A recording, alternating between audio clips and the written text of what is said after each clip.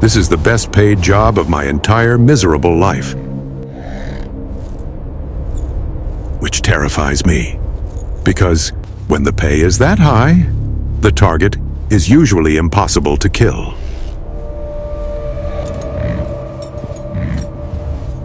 I am the best tracker in the North, and I am tired of being it. But this job is my ticket out. I hate the cold, I hate the snow, and I hate killing.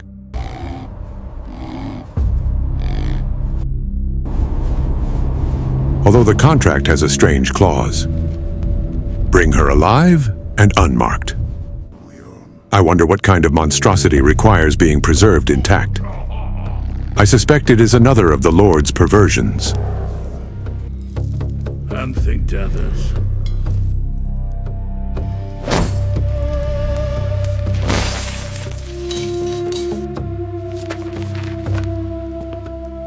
The wind masks the sound and erases the tracks, but it doesn't matter. So many years capturing monsters have trained my sixth sense. That thing isn't hiding. That thing is following me. And that makes it clear to me that it knows how to think.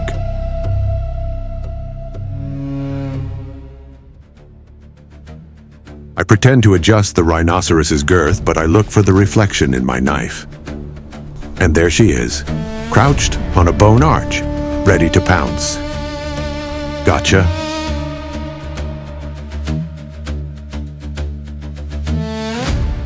She doesn't hesitate. She launches herself from the bone arch direct to my throat. But I don't draw steel. I throw the chemical vapor sphere with force.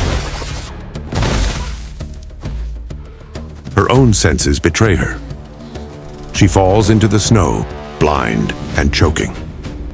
I have 10 seconds before she recovers.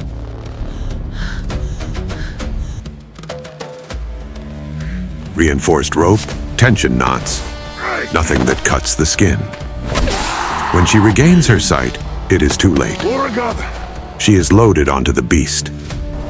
Furious, lethal, but mine.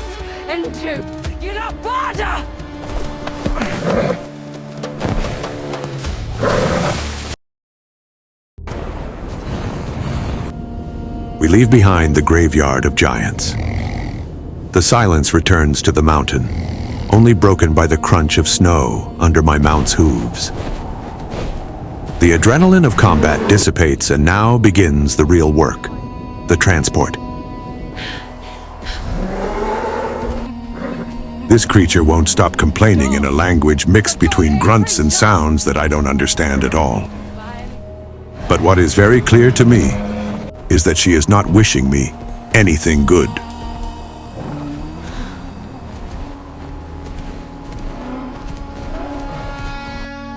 Suddenly, the rhinoceros stops dead.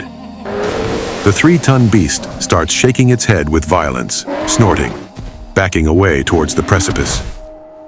Stay, I order him, but he ignores me.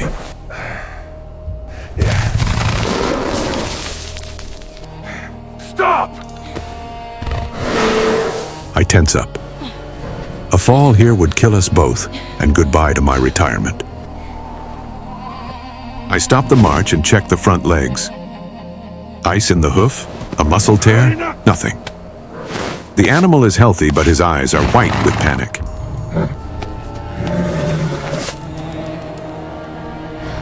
Then I feel it. Not in my ears, but in my molars.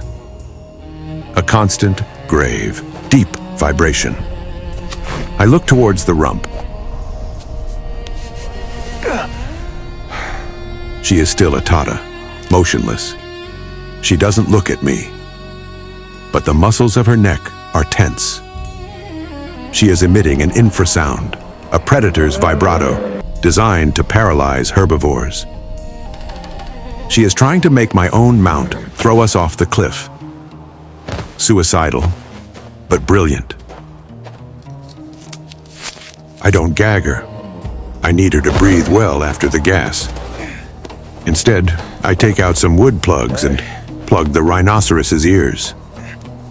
The silence returns to his head. The beast calms down instantly. The fear disappears. I climb back up and look at her sideways. She has stopped vibrating. She knows she has lost this hand. Nice try, I mutter. We are done with this. And we keep going down. The landscape changes. We leave behind the monotonous whiteness of the peaks, and we enter the black forest.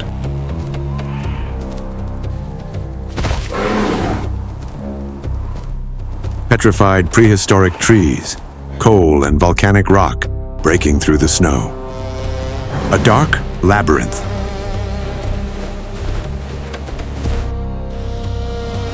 It is she who smells them first.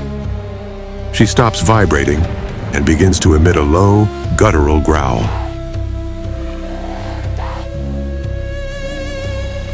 This time, it is not to sabotage me. It is a warning. I look to the flanks among the black trees. Fast shadows, too big to be normal wolves.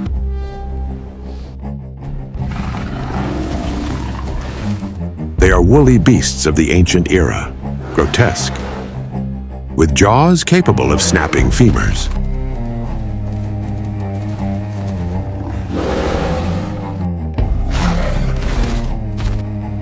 They are surrounding us, Found us.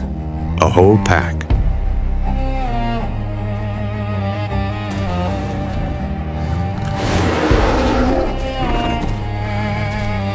There is no choice. I dig my heels into the rhinoceros's sides. Charge!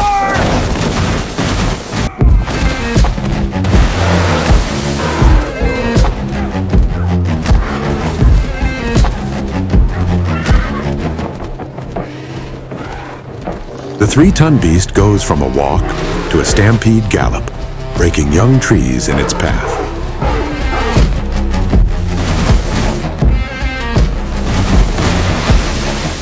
They are fast in the deep snow. They are closing in on my mount's rear tendons. If they bring him down, we are dead.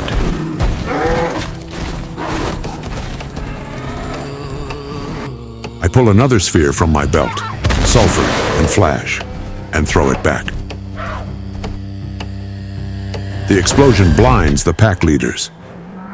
For those who get too close, I draw my reinforced combat staff. I strike from the saddle. Keeping at bay the jaws trying to bite the rhinoceros's legs.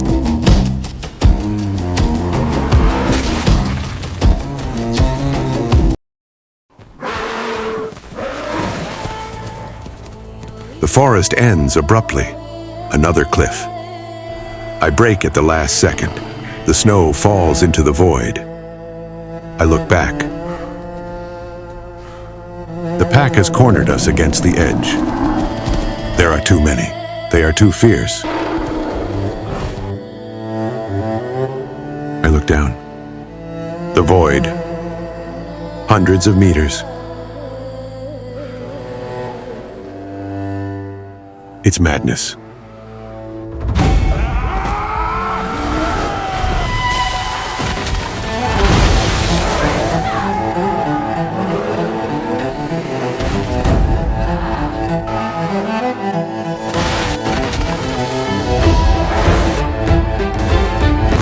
I wake up spitting snow and blood. My whole body hurts, but I am alive. The rhinoceros moans beside me. He is alive, but the fall has caused him scratches. She is still tied, stunned, but whole. The contract still stands. I look around, searching for the wolves up on the ridge. And then I see it, 50 meters away. A dark mouth in the rock wall, a cave. We have to get there before night falls, or the pack finds a way down. The darkness swallows us, but it is a blessing. It hides us. The rhinoceros collapses on the stone floor, exhausted. I check him with my hands in the gloom. There is no blood, only blows. His skin is hard as steel. He will survive. I make a fire with dry wood dragged by the wind and old bones. The orange light floods the walls. We are safe for now. The fire awakens hunger, and I am not the only one. Something moves near the entrance. A snow hare, huge, white, hidden in a crack, trembling because of the wolves outside. Bad luck for her, good for us. I secure the feline and go to hunt it. We roast the meat. The smell of hot fat fills the cave and I see her. Okay. Her pupils dilate. She is hungry, but her hands remain tied behind her back. I am not going to untie her. I am not stupid. I tear off a piece of steaming meat. I get closer. She tenses, expecting a blow. But I offer her the food. You wanted the raw day. Don't even I trade it for thing. She has to eat from my hand, like a tamed animal. Her teeth graze my fingers, but she doesn't bite. She looks me in the eyes. There is hatred, yes, but there is also hunger. And for the first time, a truce.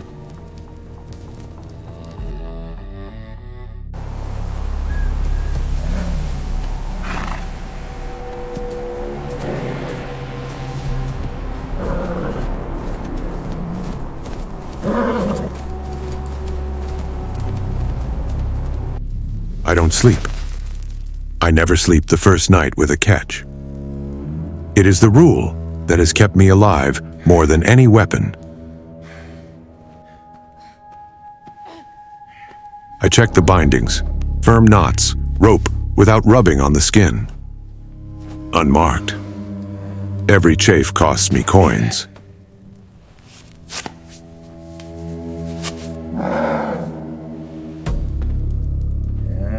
Yeah, John. The wolves are still up there. I hear them patrolling the edge of the cliff. They don't come down. They are smart. But they don't leave either. They are patient.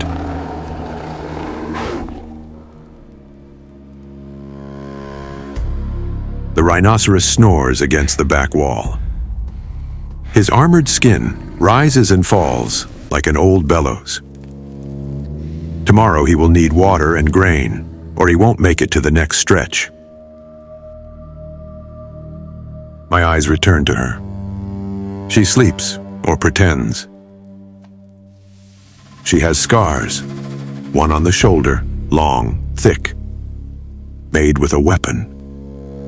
Someone already tried to hunt her before.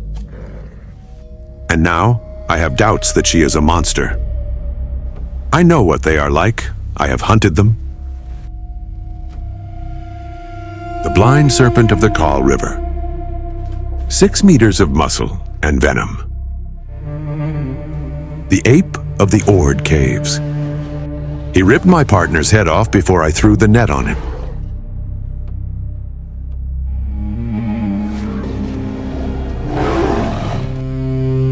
The spiders of the eastern mines. I prefer not to remember the spiders. Real monsters. And she is not one. Destroys villages, kills for pleasure. That's what the Lord said. And I believed him. But monsters don't eat from your hand without biting. And the map. The Lord gave me a map to find that place of bone. Detailed, precise. I have traveled these mountains for 30 years. I never saw that village. No one knows it. But the Lord does. How? It's not my business. The gold is my way out, the only one I have. Damn it.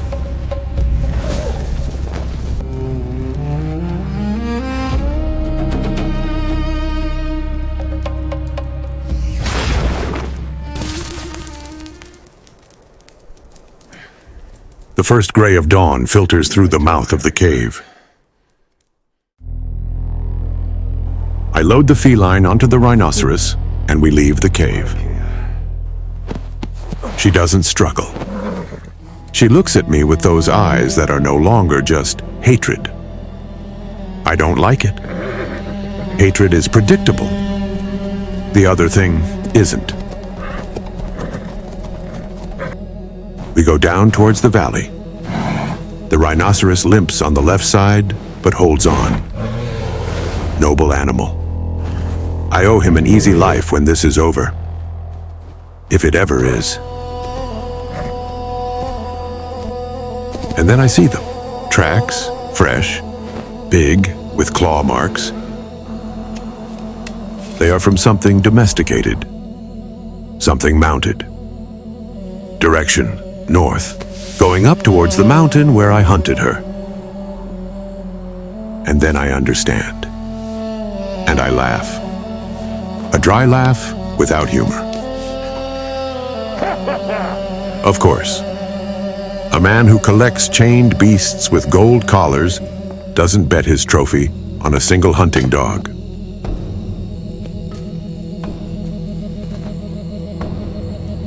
There is something in the northern mountains. I want her, alive, unmarked.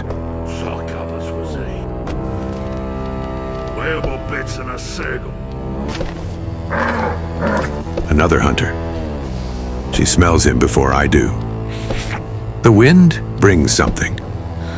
A shiver runs through her body. I dig in my heels. The rhinoceros protests, but obeys. We accelerate. Whatever is coming behind, she already knows it.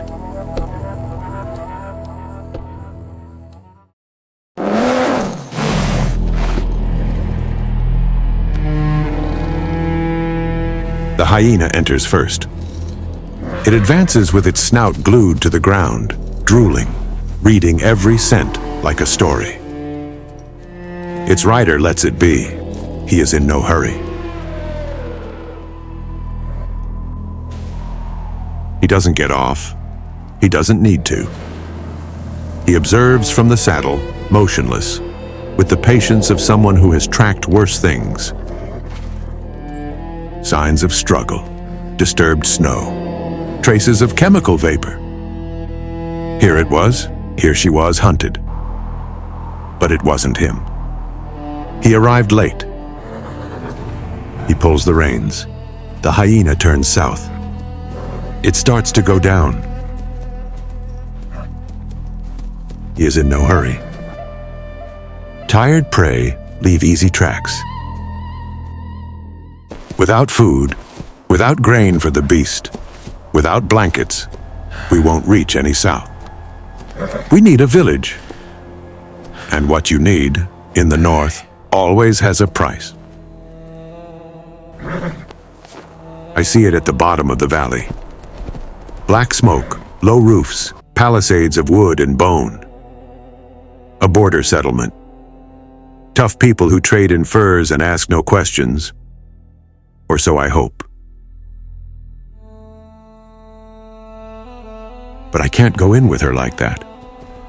The ears, the spots, the legs. Any idiot would see what she is. I circle the outskirts.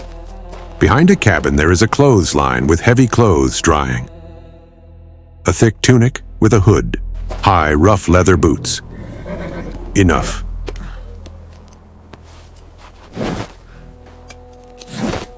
Fast. Clean. It's not the first time I steal to survive. I put the boots on her. She tenses when I touch her legs, but she doesn't resist. I cover her with the tunic, hood down to her eyes. I tuck her tail inside the tunic. She growls. I look at her. Stay still. If they discover us, you die first. I don't know if she understands the words, but she understands the tone.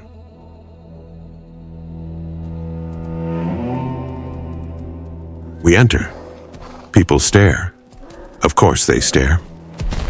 A gray-haired man on a 3-ton rhinoceros with a hooded figure behind him. But here people know when to lower their eyes. Most of them do.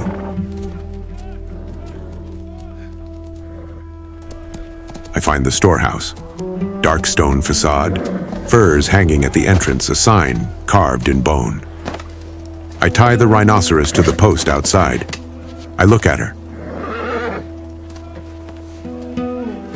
Don't move. Don't make a single sound. I go in. I ask for grain, dried meat, rope, and a thick blanket. I pay with 3 gold coins from the Lord's advance. I don't haggle. There is no time. He fills a saddlebag. Slow, too slow. Something changes outside. I don't hear it. I feel it.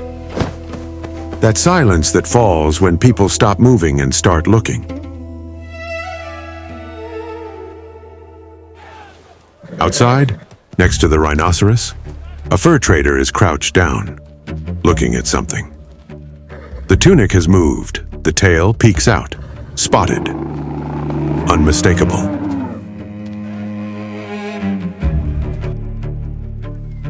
The merchant lifts his head. He looks for eyes. He finds them. He screams. You are not one of us! I grab the saddlebag from the counter. 2 men from the storehouse move behind me. They block the door. One has a club, the other a skinning knife. I breathe. I look, I count. 2 behind, several outside surrounding the rhinoceros, the merchant screaming. She is alert under the hood.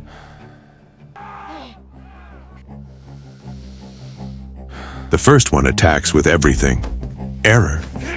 I dodge the blow, I grab him and break his bone. The others hesitate for a second. A second is all I need. I throw my fists.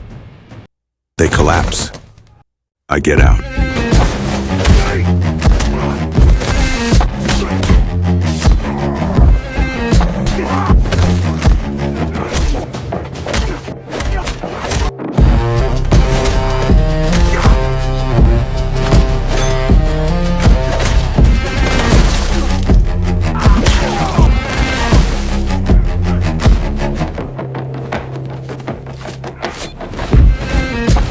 I don't wait. I jump on the rhinoceros. The beast starts. 3 tons in motion. The one with the axe doesn't move in time. The horn hooks him and throws him against a merchandise stall. Wood and furs fly. The path opens up. The village is left behind. The screams fade away. The cold returns. I look back. No one is following us. Yet. I look at the saddlebag. We continue south. The wolves are still up there on the ridge. But then, he arrives. And the pack retreats.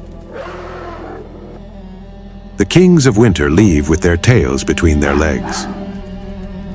They know that in that food chain, they are no longer at the top.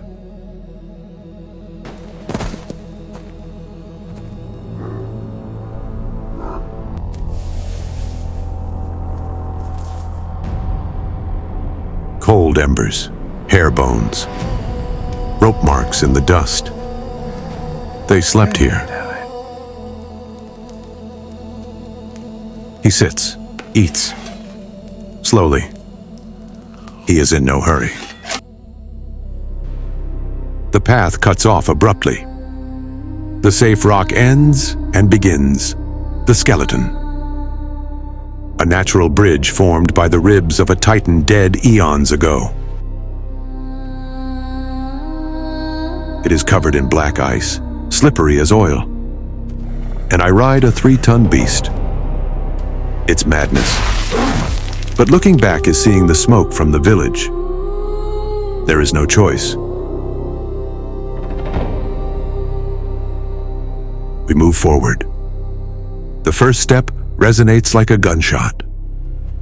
The bone groans under our weight. Every meter is a gamble.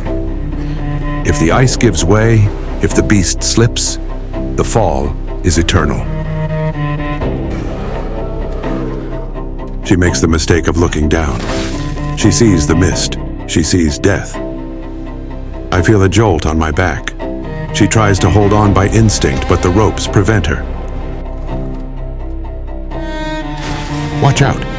The front leg loses the ground. The void swallows us. I lean back. I have to compensate the weight or the three of us go to the bottom. She doesn't look. She digs her forehead into my back, paralyzed. The animal roars. Everything crumbles. The path comes undone at our backs. Push, beast, push. It's not grace. It's brute force. We keep moving forward. All of the beauty in your face, and all the angels separate.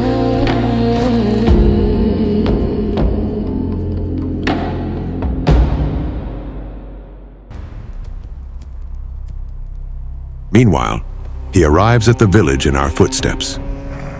An imbecile runs toward him. He spills it all. The rhinoceros, the girl, the direction south. The grotesque listens. He says not a word. The idiot makes the mistake of extending his hand, expecting gold. And what he receives is iron. He smashes him with a single blow.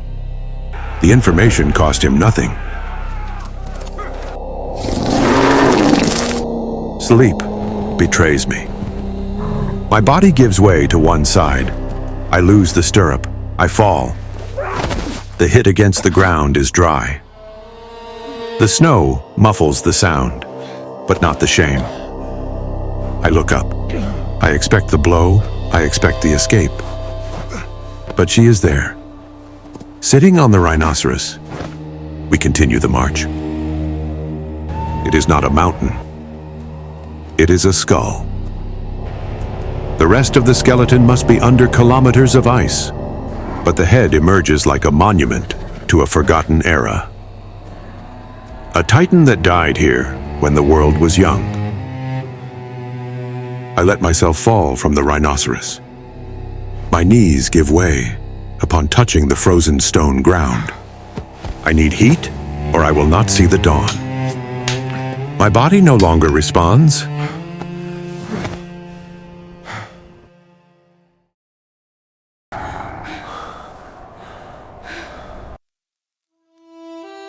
I wake up with her weight against me. I look at her. I no longer see gold coins. I no longer see my retirement in the South. I see someone who gave me her warmth when I was freezing. The contract is over. I am not going to hand her over. I stand up and take out my knife. Go, I whisper. Run. But she doesn't go, and we look deeply at each other.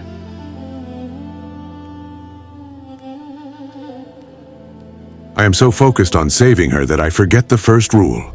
Never turn your back on the entrance. Suddenly, the light entering through the eye socket goes out. A long shadow projects over us. The grotesque found us while we slept. He made no noise. He gave no warning. I turn, but I am slow. He is an avalanche. Before I can raise my weapon, a black chain whistles in the air. It coils around my neck. The air is cut off. The world spins. He slams me against the bone wall. The blow turns out the lights. I fall. The last thing I see before losing consciousness is her. Screaming, without ropes, but without escape. She roars. She is a storm of claws and fury.